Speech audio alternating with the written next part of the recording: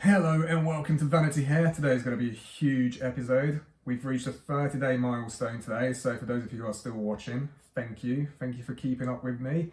Now, before we get started and talk about the usual format about the whole progress and what's been going on for the last couple of days, I actually thought I'd give you a little bit of a background story of what actually possessed me to get this hair transplant done. When I started losing my hair and how I actually came to make the actual decision to finally go ahead with it. So if we rewind the clock a little bit, all the way back to 2006, everyone's happy, the world's a better place.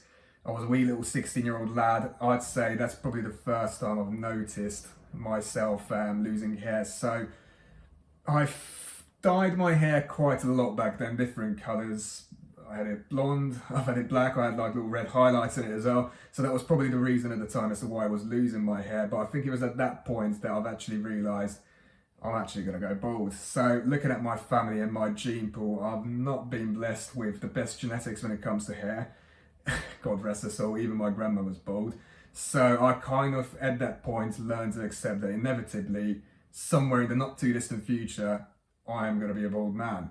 Now, fast forward to me being 18 years old is when I've probably first heard about hair transplants as an actual solution. So this was way before the days of Wayne Rooney and all the footballers getting it done. I think this was like 2008, so it wasn't a very popular, well-established process at the time. I think I've read about it in Nuts magazine, for those British people that remember that. And I thought, not a bad idea. So by the time I was about 19, I actually started mentioning to my mates, to my family, that this is actually something I'm planning on doing if I win the lottery or whatever. The only problem at the time was that I was only slightly thinning, so had I had gone ahead with the actual transplant, obviously all my other hair would have fallen out around it, and I would have looked even patchier and worse than I do now. So I had to just sit tight and wait for the inevitable to actually happen and for me to lose even more hair, which, believe me, came fast. So by the time I was about 24 is when the thinning really started becoming noticeable. Oh, hi, Mark. So this was the classic me visiting grandparents, me visiting my friends that I haven't seen in a while, or family, friends, whatever. And the first thing they always said to me is, "Oh, Christoph, you're going a bit thin, aren't you?" I'm like, "Yeah, well, thanks a fucking bunch. We don't talk about that, do we?"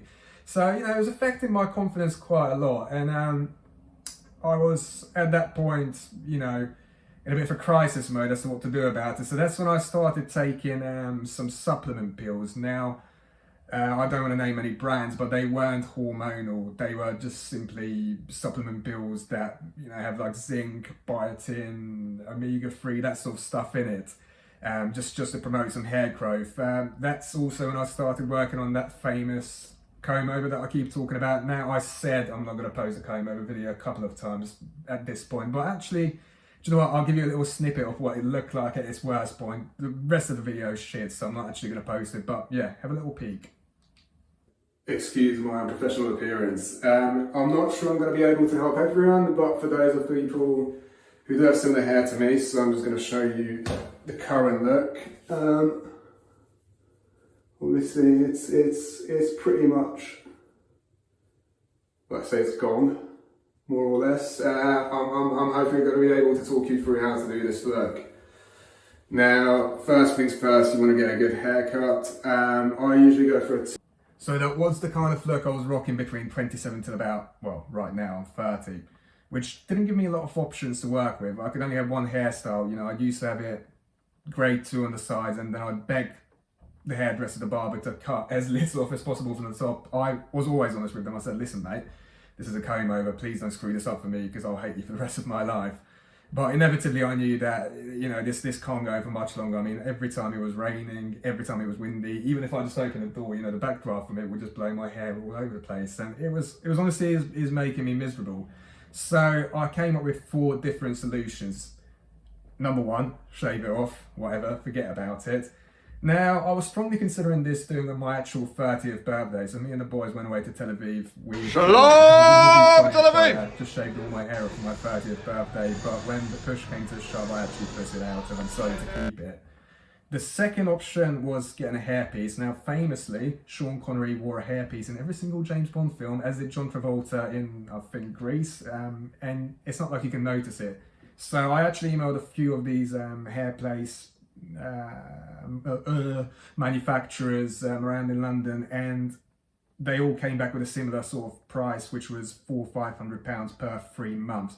So one hairpiece would get made for me, it'd get stuck on my head, they'd actually shave my head off, glue it on, look it up, it's real, and it would last for about 3-4 months at a best push. I could go swimming with it, I could go running, do whatever, but it would need to be replaced every 3 to 4 months at a price of about 500 quid, which is fair enough because immediately you get hair, but every 3 to 4 months you spend that money, and that's it. It's a lifetime commitment. So if you ever, okay, let's start that sentence again.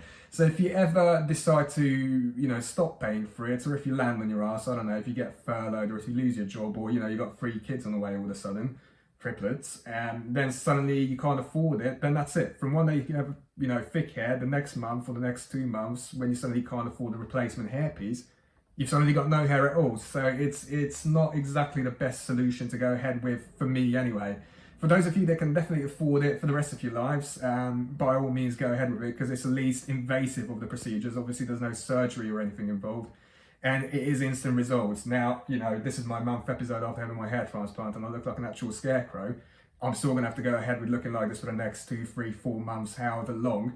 Whereas if you get the hairpiece, ta-da, results straight away. You can just strut around with beautiful long hair or whatever style you want. Third option, and I've never really considered this, but it was always sort of there as a last resort as well, is the famous finasteride, and I think it's called minoxidil. So these are 2 hormonal pills that you take that affect the DHT hormones in your body. DHT famously being the hormone responsible for male pattern baldness. You hear all the horror stories about it though. You can't get your willy up, you start getting the brain fog, you start growing bitch tits. I thought, maybe let's not mess around with my hormones. My body's pretty healthy. I don't like the idea of taking, whatever these pills are. I know a lot of people will do it, but again, the thing about that is I say take it for 2-3 years and I get bored of it and I don't want to be altering my hormones anymore, and I stop taking those pills. Suddenly that hair's going to fall out again, so it's all just wasted. So again, it's not a permanent solution I wanted to go ahead with. So this is where hair transplant comes in, and specifically the FUE hair transplant. FUT, I'm not going to talk about, I don't know too much about it, but Google it if you're interested. But yeah, I decided obviously to go ahead with the FUE one, and this is, when 2020, all hit the shit. Again, I can't talk. This is when let's try that again. This is when 2020, the proverbial shit hit the fan, and we all went into lockdown mode, just as I was about to decide to go for the hair transplant. So it was actually Mike, I don't know if you remember him from the first 2 episodes, that gave me a phone call on that fateful week in the early lockdown weeks of March, and asked if I wanted to go with him to Turkey to get a hair transplant. And I thought, okay, I've been thinking about this for a while, but is this clinic actually safe? You're going all the way out to Istanbul. He said, yeah, my mate got it done there as well. It's absolutely fine. So this is when I signed up to the initial consultation. It was over WhatsApp video call at the time. And this is when I went for the quotes and went ahead with the actual process. Now, fast forward to today, here we are 1 month after the actual surgery. What can I say? Well, first things first, everyone tells you about shock loss. Now, if you don't know about shock loss, basically your head goes through quite a lot of trauma from having about 4,000 grafts inserted into it, all the incisions, all the battering it takes. It's not a good place, my head. You can still see some of the redness, some of the, I don't know, more prevalent scarring if I tip my head down. So essentially what shock loss is, as the words accurately describe it, is your hair being lost due to shock. Great explanation, right? But essentially, the first 2 weeks, I was really happy with the results. You could see hair everywhere, it was even, it was growing beautifully, but since then it has gotten patchy. And I mean patchy, there's specifically one patch here that I'm quite concerned about. Now, I know I should have been concerned because they told me this would happen, and deep inside I know it's fine. There's hair roots in there now that will grow out again. But at the same time, every time you look into the mirror, you can't help but think, holy shit, I've lost the hair again, like, will it grow back? Well, I've been told it will grow back, so I have to go by that for the minute. The other thing is, apart from the shock loss, it's just the itchiness, and it is constant. I'm constantly doing this. I'm like a, stray dog ridden with fleas. I'm constantly itching. And all my clothes are just covered in, because of the hair shot cloth, small little bits of hair falling out. It makes it even worse. It goes down your neck. It's like going to the barbers afterwards, like you're covered in hair, and it's just not just the head that's itchy, but your whole body. And you get in bed and your bed sheets are covered in small bits of hair as well. So the itchiness is probably the worst bit as well. Now, I don't know if you can see from the video, but I'm actually breaking out in little red spots as well. Again, I've been told it's normal, but I'm now 30 years old and I've got acne on the top of my head. Overall though, I've had a lot of positive affirmation from people that have seen it. Everyone's always very interested about the whole thing. The other day I went to a restaurant and the waiter came up to me and actually asked me, "Oh, I'm really sorry to bother you. Have you actually had your hair done?" I was like, "Yeah, I had a transplant, man. If you want a referral, let me know. If you do want a referral, do let me know, because I get £100 from the actual surgery and Amazon vouchers." So here we go. Monetize me if you're watching this. Family members, friends, they're all actually quite excited. A lot of people I haven't talked to in a while actually messaging me and asking, "Oh, how's it going?" And I have to tell them all the same. Unfortunately, at the moment, it's looking like crap because of the shot cloths, but actually, it's actually going quite well. So a lot of positive, interest from a lot of people. From myself personally, I'm trying to stay positive. Obviously, every day is a different story. Sometimes I wake up in the morning and I'm happy. I look in the mirror and I'm looking good. Other days, I look at myself and I think, "Oh, I'm going to have to look like this for the next 3-4 months. What the hell am I going to do?" Because, "Oh yeah, why don't you just shave it off?" Well, no, actually, you can't even use clippers, let alone a razor, for the first, I think, 6 months. So, I can't shave the top off. It is going to be patchy and I am going to look like this scarecrow for the next 3-4 months. If I'm still making videos, then I'm sure you'll see and laugh with me. So that's it for the first month. Again, just to recap, we've had the scabs, we've had the itchiness, we've got the little red dots, we've got the shot cloths, but, spirits are still soaring. Okay? Until next time, guys. Cheers. So this, maybe I didn't know what to say,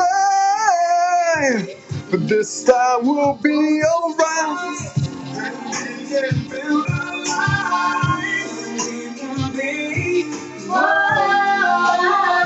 And I swear, if you come back in my life, I'll be there till the end of time.